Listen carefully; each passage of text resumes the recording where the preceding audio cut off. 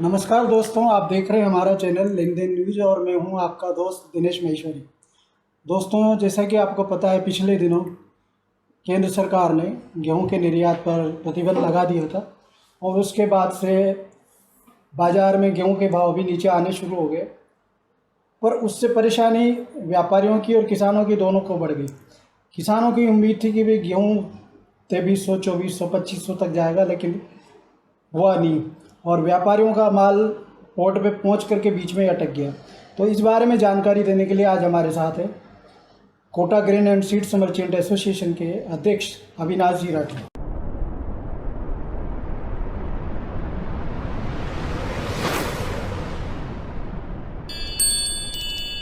अविनाश जी नमस्कार। नमस्कार साहब। अविनाश जी, पिछला एक हफ्ता ऐसे ही निकल गया एक्सपोर्ट बैन होने के बाद में, तो बाज़ार पर क्या असर पड़ा है, व्यापारियों पर क्या असर पड़ा है? देखिए, ये जो सरकार ने जो निर्यात प्रतिबंध जो अचानक किया, इनकी जो राष्ट्रीय खाद्य सुरक्षा नीति के तहत, वो थोड़ा सा एक अप्रत्याशित कदम था गवर्नमेंट का। गलत समय पे उठाया गया, जबकि मंडी में किसानों की माल की लाइव अराइवल्स थी और किसान अपनी फसल को बेच रहा था और उसकी उम्मीद के मुताबिक इस बार बहुत अच्छा पैसा मिल रहा था। सरकार बार बार कह रही है कि प्रोडक्शन कम है, तो प्रोडक्शन कम का नुकसान किसान को ही उठता है। आज उसको 1 बीघा में, अगर हम स्पेसिफाई करें कि 1 बीघा में 10 कुंटल जो गेहूँ हो रहा था उसकी जगह 6 कुंटल हुआ है, तो निश्चित रूप से उसकी लागत बढ़ी है। जब लागत बढ़ी है तो उसको अच्छे भाव मिलना लाजमी था और अच्छे भाव उसको सरकार के सपोर्ट प्राइस से 300 रुपये ऊपर व्यापारी दे रहा था। वो सिर्फ इसलिए कि एक्सपोर्ट का जो माहौल जिस तरह से बना हुआ था, उस तरह से किसान बहुत बढ़िया व्यवस्थाओं में था, लाइव अराइवल्स थी, किसान अपने माल को बेच रहा था। और अचानक सरकार ने जो कदम उठाया, उससे आज की तारीख में मंडियों में भाव 2025 से लेकर 2150 रुपये के दरमियान रह गए, यानी कि लगभग 13 मई के बाद से आज 23 मई हुई है, 10 दिन के अंदर कम से कम 250 रुपये कुंटल गेहूँ मद्दा हो चुका है। बिल्कुल। तो इसके पहले क्या चल रहा था? इसके पहले गेहूँ की पोजीशन थी नीचे में 2200 रुपया और ऊपर में 2450 रुपया। इस पोजीशन में गेहूँ बिक रहा था और किसान बड़ा संतुष्ट था। उसको लग रहा था कि मेरी फसल, मेरा उतारा कम बैठा है। एक्सट्रीम गर्मी के कारण जो श्रिंक माल हुआ था, उसके कारण जो भी रीजन रहे, हवा पानी चला था, उससे कुछ आड़ा भी गेहूँ पड़ा था, उसके बावजूद उसको बढ़िया भाव मिल रहा था और वो संतुष्ट था। तो गवर्नमेंट ने जो 2 चीज़ें की हैं, किसान तो परेशान हुआ ही है, किसान को बहुत लॉस हुआ है।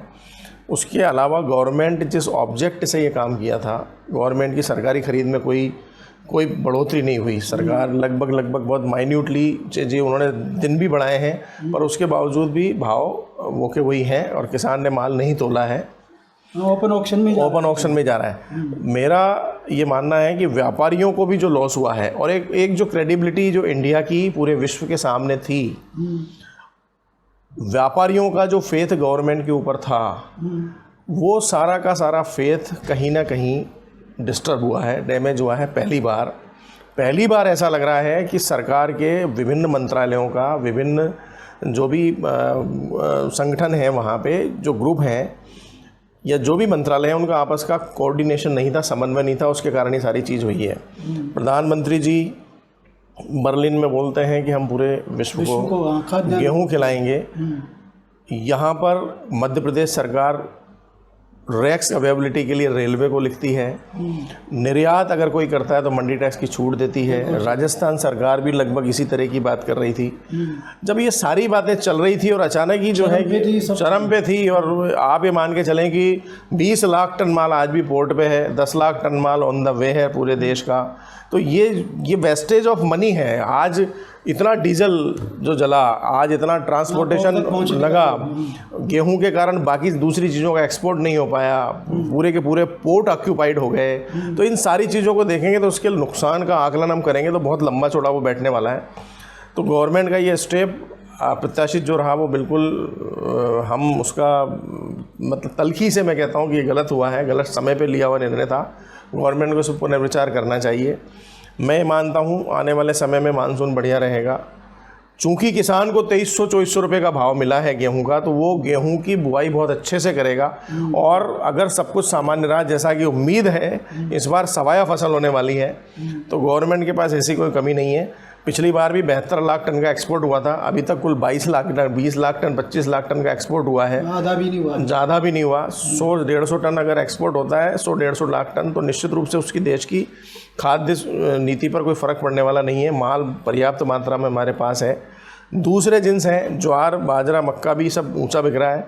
तो किसान को अच्छा मूल्य दिलाने का जो सरकार का जो वचन था, तो ये सरकार के 2015 के जवाब में 2300 रुपये में व्यापारियों ने माल लेकर किसान को जो फ़ायदा पहुंचाया, तो मैं ये चाहता था, हम सभी ये चाह रहे थे कि भाई किसान को बहुत बढ़िया भाव मिल रहा है और ये निरंतरता रहे। आज भी जो नुकसान हुए हैं उसकी रिकवरी के लिए गवर्नमेंट को कोई ना कोई नया कदम उठाना चाहिए। निर्यात प्रतिबंध जो लगाए हैं उसमें कोई सीमा बांध के उसको ओपन करना चाहिए। नहीं, जैसे बीच में सरकार ने कहा था कि 13 तारीख तक जो माल पोर्ट पे आ गया है वो तो करेंगे। हाँ। पर माल तो आप ये देखिए कि मैंने जो वहाँ पर कंपनी बैठी है उस कंपनी से मैंने डायरेक्टली एक्सपोर्टर से डील कर लिया, 5 रेक 10 रेक मैंने बेच दी, व्यापारी ने बेच दी और उसके बेटे किसान से परचेज कर लिया। उस माल की डिलीवरी होना बाकी है, वो माल अभी स्टोर्ड है, वो वेयर हाउस में पड़ा हुआ है, या कुछ माल ऐसा अनसोल्ड वहाँ पर भेजा गया है जो अभी तक वहाँ पर पहुँचा ही नहीं था, या वह पहुँच भी गया तो वहाँ के भंडार में पड़ा हुआ है। तो वो 13 तारीख और 14 तारीख की समय सीमा हम कोई ओवरनाइट नहीं बांध सकते हैं। उसके लिए अगर गवर्नमेंट को स्टेप उठाना था तो 15 दिन में कोई ज़्यादा फर्क पड़ने वाला नहीं था। अगर आप 15 दिन पहले इंटीमेट कर देते कि हम जो है कि इस चीज़ को प्रतिबंधित करने वाले हैं या गेहूं को रेस्ट्रिक्टेड कैटेगरी में डालने वाले हैं, तो डेफिनेटली लेवाल और बिकवाल दोनों उससे बच जाते और कहीं ना कुछ उसका कोई समाधान निकल पाता। हाँ, माल ही नहीं खरीदते एक्सपोर्ट की। तो जो इतना सारा जो हसल बसल हुआ पूरे देश में, पूरे पोर्ट्स भरे पड़े हैं गेहूं से, ये सारी चीज़ों से बच सकते थे हम। अपना कितना नुकसान व्यापारियों का इसमें अपन मानते हैं? एक्सपोर्ट व्यापारी तो देखिए सदैव से सरकारों के साथ रहा है और उसके नफ़ा नुकसान को हम आकलन किस तरह से करें, कैसे करें, व्यापारी कभी भी अपनी चीज़ों को, अपने दर्द को बताता नहीं है। व्यापारिक संगठनों का तो कहना था कि 4000 ट्रक पोर्ट पे खड़े हुए हैं। 7000 थे, आज 4000 हैं। वो तो वहाँ खड़े हुए हैं, कुछ रास्ते में चल रहे थे और कुछ जो यहाँ पर खरीद के रखा हुआ है। इन सब चीज़ों का आकलन हम रुपयों में नहीं करें। मेरा सिर्फ इतना सा मानना है कि किसान के हित की अगर हम बात करते हैं तो जो गेहूं आज से 10 दिन पहले 2300 रुपये लाइव अराइवल में किसान का मंडियों में बिक रहा था, वो गेहूं 2300 वाला 2100 रुपये की पोजीशन है या 2050 की पोजीशन है, तो गवर्नमेंट को अपने निर्णय पर पुनर्विचार करना चाहिए। कोई ऐसा समाधान देना चाहिए ताकि किसान को बढ़िया भाव मिले और आने वाले समय में, आने वाले सालों में वो गेहूं की अच्छी बुआई करे, क्योंकि पूरी दुनिया सिर्फ इंडिया की तरफ देख रही है। सब जगह खाद्यान्न की त्राही मची हुई है। तो इंडिया को अभी भी ये स्टेप उठाना ज़रूरी है कि किसान को वो पूरा पैसा देगी, उसको पूरा पैसा मिलेगा तो निश्चित रूप से वो आगामी फसल पे ज़्यादा बुआई करेगा। तो अभी भाव गिरने के बाद में मंडियों में क्या माल की आवक घटी? गेहूँ की आवक में कोई प्रभाव नहीं पड़ा। गेहूँ की आवक लगभग वो की वही है। अल्टीमेटली देखिए, किसान को जब पैसा चाहिए उसको अपने जो भी उसकी दैनंदिन आवश्यकताओं की पूर्ति के लिए उसको माल तो बेचना ही है साहब। आप 2300 में बिकवाइए उससे, 2050 में बिकवाइए, आपकी पॉलिसीज के ऊपर डिपेंड करता है। तो किसान तो माल बेच ही रहा है, पर ये गलत हो रहा है उसके साथ, हमारा ये कहना है जी। तो अभी सरकारी कांटों पे क्या स्थिति? माल वहाँ जा बिल्कुल एक देखिए, सेठ भामाशाह मंडी में जो FCI का कांटा लगता है और हर बार 15 से 20 लाख कट्टे तुलते हैं, इस बार एक कट्टा भी नहीं तुला, नोट इवन सिंगल कट्टा पूरे सीजन में अभी तक। और मुझे लगता नहीं है कि तुलेगा, क्योंकि सरकार को या तो अगर माल तुलाना है तो बोनस देना पड़ेगा, ताकि किसान को जो उसको 1 बीघा में आज 2500 रुपये कुंटल, 2400 रुपये कुंटल घर में गेहूं पड़ रहा है, उसका उतना भाव नहीं मिलेगा तो पैदा कैसे करेगा आगे? अगली बार तो उसको या तो बोनस दिया जाए या कुछ अपनी नीति में परिवर्तन किया जाए जी। ठीक है साहब अविनाश जी, बहुत ही अच्छी जानकारी आपने हमारे दर्शकों को दी। उसके लिए आपका धन्यवाद। दर्शकों, अगर आपको ये वीडियो पसंद आया हो तो लाइक कीजिए, शेयर कीजिए, साथ ही हमारे चैनल लेन देन न्यूज़ को सब्सक्राइब कीजिए। Thank you.